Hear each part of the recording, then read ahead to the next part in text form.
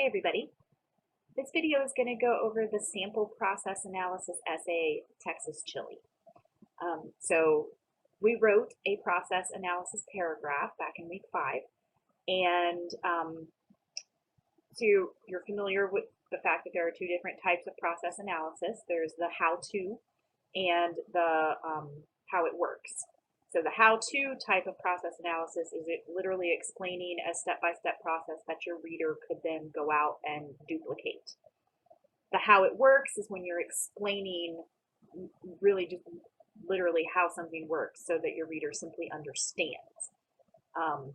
This particular sample essay is an example of a how-to. It is a recipe for how to make Texas chili. So for your final exam essay, you're going to be asked to take one of the 4 paragraphs you wrote for the writing assignments and turn one of them into a full essay.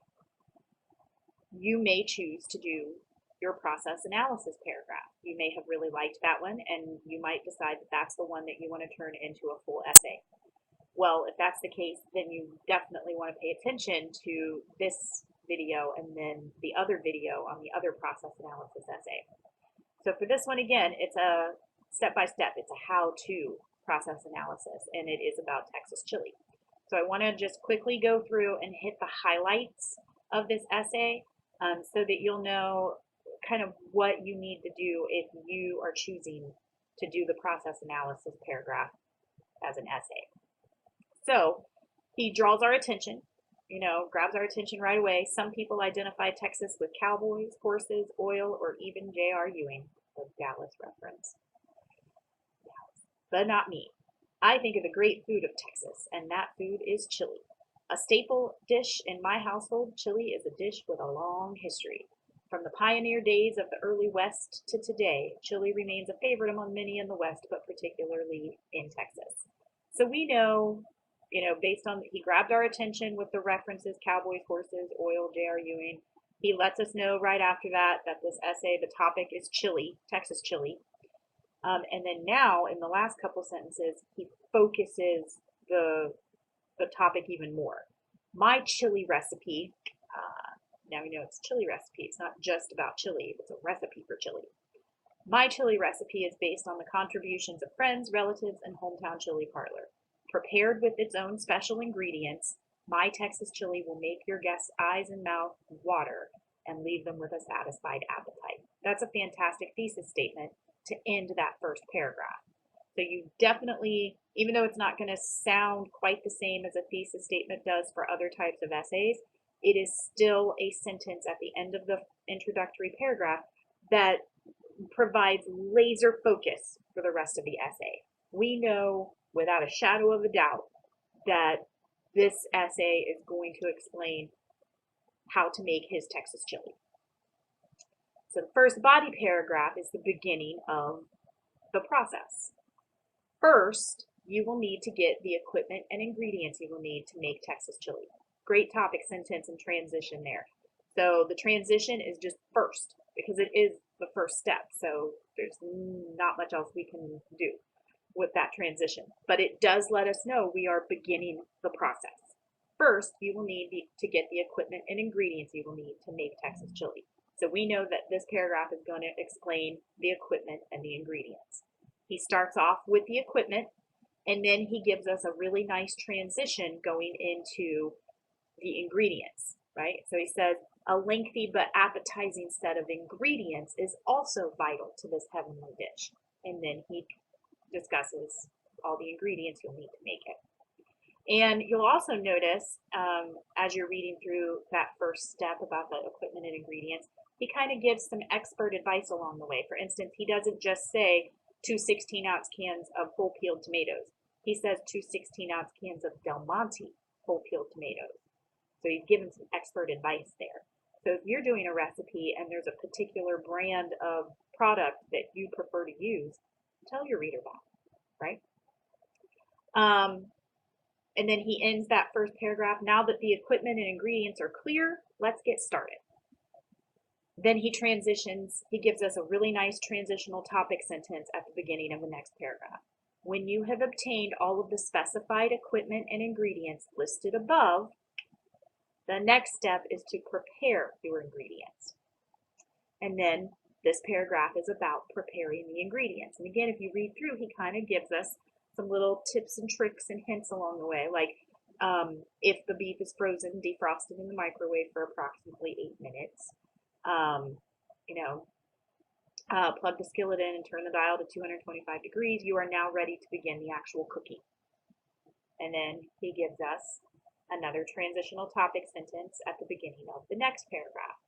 When the temperature light goes off the electric skillet, or when the inside of the skillet feels warm to a quick touch, it's time to start cooking the beef. That's what this paragraph is about. Time to start cooking the beef. So he tells us how to do it, tells us how to know when it's done, giving some expert advice in there. And then he ends this paragraph. When this step is completed, putting the garlic powder in, or the garlic powder. When this step is completed, there will be a strong sinus healing smell that will tickle the inside of your nose. Again, that's a little bit of expert advice so that your reader knows what to expect when they're at this step of the process. The garlic makes its presence known. Then he moves on to the next paragraph, gives a great transitional topic sentence again. After the garlic powder is dissolved, right, reminded us where we just came from, add the tomatoes and remaining spices. And that's what this paragraph is about, adding the tomatoes and the spices. And he tells us how to do that, gives some little tips and tricks along the way, right? Then he moves on to the next paragraph. In the final stage of cooking, the chili will start to boil. So now we find out what we do while the chili is boiling. And he gives some very specific instructions on this. And, a lot of personality coming out in there as well. The finished product will be a thick, spicy smelling red mixture filled with chunks of beef halfway submerged in a hot tub of spicy juices. See, adding some personality in there. He doesn't just say the finished product will be a thick soup. No, no, he adds more to it so that he's kind of putting his stamp on it and we can hear his voice coming through. And then we get the finale, the conclusion. The chili is now ready to eat. This recipe serves 4 Texas-sized portions or 6 regular portions. With the spatula, place the chili in bowls and then tell everyone to use a big spoon and dig in. This chili is spicy and even hot at times, but its combination of sweet and sour flavors is both unique and delicious. A bottle of Corona, 20 crackers, and a big pickle are optional. All right, so again, it ends with a little personality, lets us know that we have finished cooking the chili and now it's time to eat. So, a very simple thing of taking a recipe and explaining in written word how to make that dish. If you're not careful, it can end up sounding, especially as an essay, just very dry and clinical, right? But think of someone who does a cooking show, right? Like Rachel Ray or Emerald or God, there's so many of them. They're explaining how to make a dish, but they're adding in so much more than just here are the ingredients, here are the steps. You want to try for that too in your process, even if it's not about food. It might not be a recipe, but if you're doing a how-to, a step-by-step process, think that you could be doing it on how to change a tire. Gosh, that could sound so dry and boring. Just, going through each step. First you do this, then you do that, next comes this.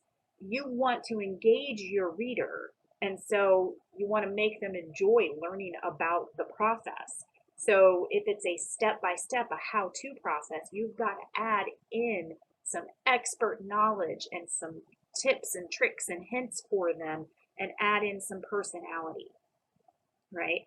So it's a great example of how you can take something very simple like a recipe, create a full essay out of it, and it be engaging and not too dry, right? If you have any questions about this particular essay, please feel free to let me know. Otherwise, you are free to move on to the next video.